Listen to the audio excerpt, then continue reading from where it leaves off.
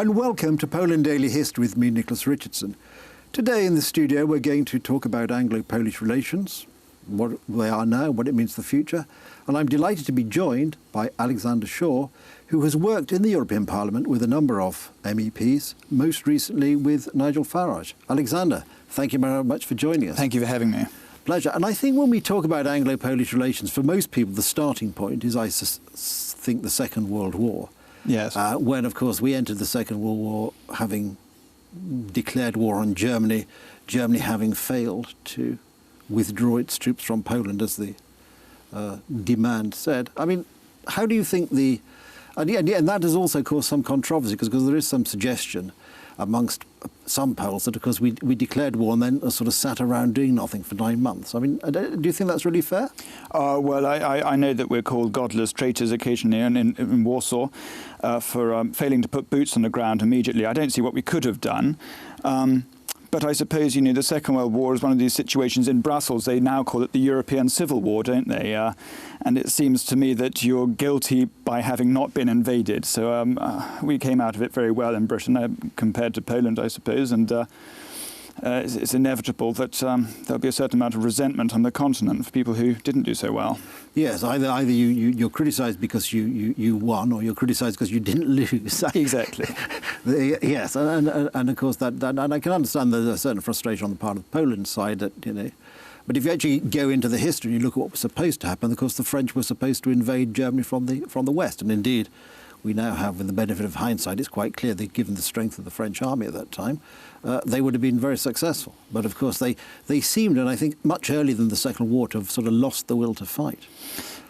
Well, I'm not sure, but can we say that the French would have been successful against the Germans? Well, I think the Germans certainly thought they would have been. I mean, if you go back to the Rhineland, for example, the German army told Hitler, no, we can't invade the Rhineland because the French army will destroy us.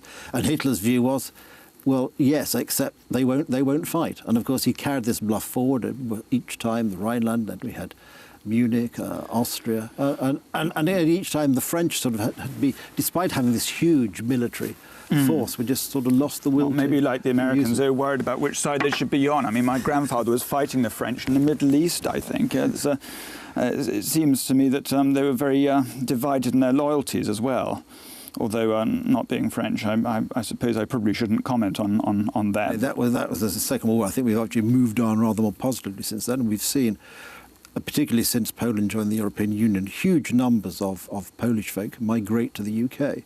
Yeah. And I think the relations now seem actually quite good, or have been very good for a long time. If the sheer numbers of the job will suggest that people find that being in the UK, Polish is fine. Yeah. Nobody has ever resented the Polish immigration, as far as I'm aware. I mean, of course, on the fringes of the Eurosceptic movement in Britain, you always get racists and that sort of thing. You never hear a bad word about the Poles, do you? No. They come over, they work hard. And they seem to be doing very well for themselves now. I mean, those who haven't gone back, they seem to be in positions of bourgeois prosperity. But I can also see why a lot of them do go back now, because it's quite wonderful here in Warsaw. The city is looking clean and efficient. It feels more like Vienna now. Maybe 10 years ago things weren't so great, but I hope that the Poles have benefited from being in the Union with us, and I'm sure that after we withdraw, we have more Poles in London than there are Brits in Warsaw. Well, by quite a long way. Yeah, and I think it would benefit everyone if we just kept ourselves quite close and made it as easy as possible for everyone to cooperate across the borders. Now, you obviously have given your work, have a much greater insight into Brexit and its ramifications than the rest of us have. And we hear, although it's hard to decide how credible this is, the concept of at some point there being a Pol exit. I mean, do you think that's realistic? Poland leaving the European Union?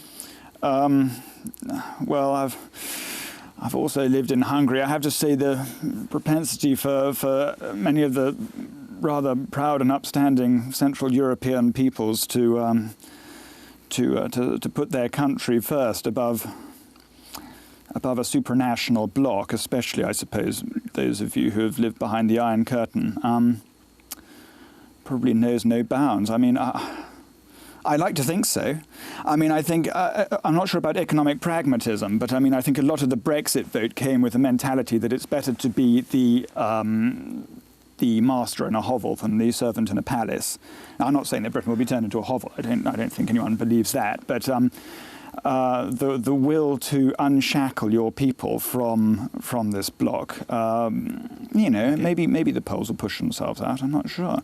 Although I have to say that until 10 years ago, at least, I rather got the impression that in places like the Visegrad nations, people were proud of membership because it made them feel that their country was too prosperous and part of something bigger. Exactly. Well, Alexander, that's been great. We'll end this section just there, but thank you for that insight. Okay. And join us again on Poland Daily History for further insights on Anglo-Polish relations.